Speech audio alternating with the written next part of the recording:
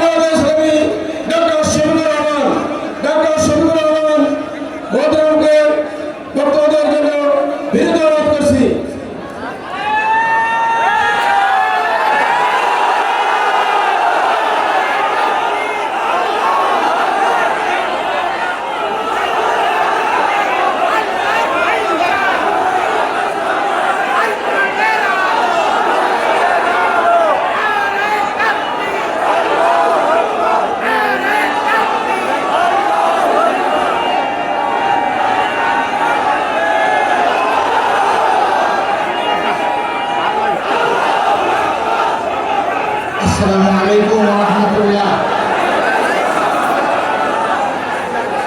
আপনারা কেমন আছেন? শহীদ আবু সাঈদের রক্তময় মাটির মানুষ আপনারা ভালো আছেন? আলহামদুলিল্লাহ রাব্বিল আলামিন। আসসালাতু ওয়াসসালামু আলা রাসূলিল কারীম ওয়া আলা আলিহি ওয়া সাহবিহি ওয়া আহলি বাইতি আজমাইন।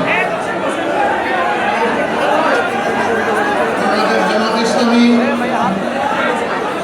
পীরগঞ্জ উপজেলা শাখা আয়োজিত তাৎক্ষণিক এই পথসভার সম্মানিত সভাপতি, সম্মানিত উপজেলা আমির, মঞ্চে বসা কেন্দ্রীয়, আঞ্চলিক এবং স্থানীয় নেতৃবৃন্দ, ওলামা হযরত, প্রিয় এলাকাবাসী, ভাই ও বোনেরা, সাংবাদিক বন্ধুগণ, প্রশাসনের দায়িত্বশীল ব্যক্তিবর্গ, আল্লাহ তাআলার শুকরিয়া আদায় করছি 2024-এর 5ই আগস্ট বাংলাদেশে যে পরিবর্তন সাধিত হয়েছে সেই পরিবর্তনের অন্যতম প্রাণপুরুষ আমাদের কলিজার টুকরা সন্তান আবু সাঈদের স্মৃতি বিজড়িত এই উপজেলায় আল্লাহ তাআলা এই পরিবর্তনের পর দ্বিতীয়বার আমাকে আসার তৌফিক দান করেছেন, আলহামদুলিল্লাহ। প্রথমবার এসেছিলাম তার মাকে সালাম জানাতে, তার বাবাকে বুকে জড়িয়ে ধরতে, তার ভাই বোনকে বুকে জড়িয়ে ধরতে, আর এসেছিলাম তার বোনদেরকে সান্ত্বনা দিতে। আলহামদুলিল্লাহ, আমি তাদের চোখে মুখে সেদিন দেখেছিলাম স্বাধীনতার দীপ্তি। তারা আমাদের গর্বিত আপনজন। শহীদ আবু সাঈদের মাতা পিতা এক সন্তান হারিয়েছেন, কিন্তু বাংলাদেশে তারা কোটি কোটি সন্তান পেয়ে ধন্য হয়েছে। এই সাহসী বীর সেদিন বাংলার মানুষের চোখে আঙুল দিয়ে পথ দেখতে বলেছে, যুব সমাজ সমস্ত অন্যায় এবং অসত্যের বিরুদ্ধে। আমরা কোনো অন্যায় এবং ফ্যাসিজমকে বরদাস্ত করব না। তার এই রক্ত সারা বাংলাদেশের ছাত্রছাত্রী যুবক যুবতীদের মধ্যে আগুন ধরিয়ে দিয়েছিল। এই জন্য তাদের স্লোগান ছিল, আমাদের রক্তে লেগেছে আগুন। সমস্ত মায়েরা রাস্তায় নেমে এসেছিল। এই আপনি একটা নামান, এটা নামান। সমস্ত মানুষ রাস্তায় নেমে এসেছিল। মা তার 10 মাসের কোলের সন্তানকে নিয়ে এসেছিলেন। সাংবাদিক বন্ধু প্রশ্ন করেছিল, আপনি এই কাজ কি করেছেন? সাংঘাতিক কাজ করেছেন। জিজ্ঞেস করলেন, আমি কি সাংঘাতিক কাজ করলাম যে আপনি বুকের দুধের শিশুকে তুলে নিয়ে আপনি এখানে এসেছেন গুলির সামনে? তিনি বললেন, এই শিশুটি আমার নয়, এটা আল্লাহর দান। এটার মালিক আমি নই, আমার আল্লাহ। আমি একটা মাত্র শিশুর মা নই। যে কয়টি শিশু রাস্তায় নেমে লড়াই করেছে, আমি সবগুলোর মা। সব শিশু আমার শিশু। আমার শিশুর জীবনের মূল্য আছে, আর ওই শিশুদের জীবনের মূল্য নেই।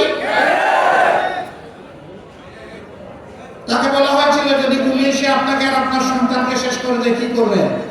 বলে যে আমিও শহীদদের কাতারে সামিল হয়ে যাবো। শিশু এই রক্তে আগুন ধরিয়েছিল আবু সাঈদ। আল্লাহ তাআলা তাকে শহীদদের নেতা হিসেবে কবুল করুন। সে যেন আদালতে আখিরাতে হযরতে হামজা রাদিয়াল্লাহু তাআলা আনহুর পাশে জায়গা পায়। সেই তাহলে ভালো কি স্বপ্ন নিয়ে তারা বুক পেতে সেদিন দিয়েছিল। স্লোগান তাদের একটাই ছিল, উই ওয়ান্ট জাস্টিস। আমরা বৈষম্যের বিরুদ্ধে ন্যায় বিচার চাই। যে সমাজে ন্যায় বিচার কায়েম হয়, সেই সমাজে মানুষের সকল অধিকার প্রতিষ্ঠিত হয়। আর যে সমাজে ন্যায় বিচার নেই, সেই সমাজে মানুষ কোনো অধিকার পায় না। ন্যায় বিচারের প্রতীক হলো দাড়িপাল্লা। জানেন, আমাদের দলের প্রতীক ছিল দাড়িপাল্লা। ফ্যাসিস্ট স্বৈরাচাররা বিচার বিভাগকে ধ্বংস করে দলীয় কার্যালয়ে পরিণত করেছিল। তারা আমাদের প্রতীক কেড়ে নিয়েছিল, দলকে নিবন্ধন হারা করেছিল, শেষ পর্যন্ত দিশাহারা হয়ে আমাদেরকে নিষিদ্ধ করেছিল। আলহামদুলিল্লাহ, রক্ত পায় নাই। 4 দিনের মাথায় আল্লাহ তাদেরকেই নিষিদ্ধ করে দিল। কেন তারা দাড়িপাল্লার বিরুদ্ধে লাগলো?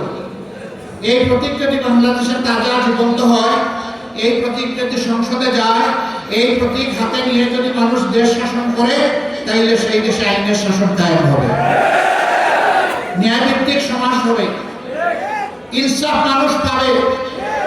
তারা যেহেতু বেইনসাফি করবে, এই জন্য ইনসাফের প্রতীককে তারা সহ্য করতে পারবে। ইনশাআল্লাহ প্রতীক আমরা ফিরে পাবো, নিবন্ধন আমরা ফিরে পাবো। আমাদেরকে অবৈধ করার পরে অবৈধভাবে অবৈধ করেছিল, আমরা বৈধ হয়েছি। এখন জনগণের ঘৃণার পাত্রে পরিণত হয়েছে তারা। অনেক ভঙ্গিটঙ্গি বাড়াড়ম্বর, অনেক উপহাস, অপমানজনক বাক্য তারা ছুড়ে দিতেন বিরোধী দলের প্রতি। 3টা নির্বাচন তারা করেছেন, মানুষকে তারা মানুষ পরিণত করেন। প্রথম নির্বাচনে 300 আসনের মধ্যে 154 বিনা প্রতিদ্বন্দ্বিতায় পাস। দ্বিতীয় নির্বাচন নিশিরাতের নির্বাচন। তৃতীয় নির্বাচন আমি আর দামি। এইভাবে গোটা নির্বাচনী ব্যবস্থা, গণতান্ত্রিক প্রতিষ্ঠান, সাংবিধানিক প্রতিষ্ঠান সবগুলোকে খেয়ে ছিপিয়ে হজম করে ফেলেছে।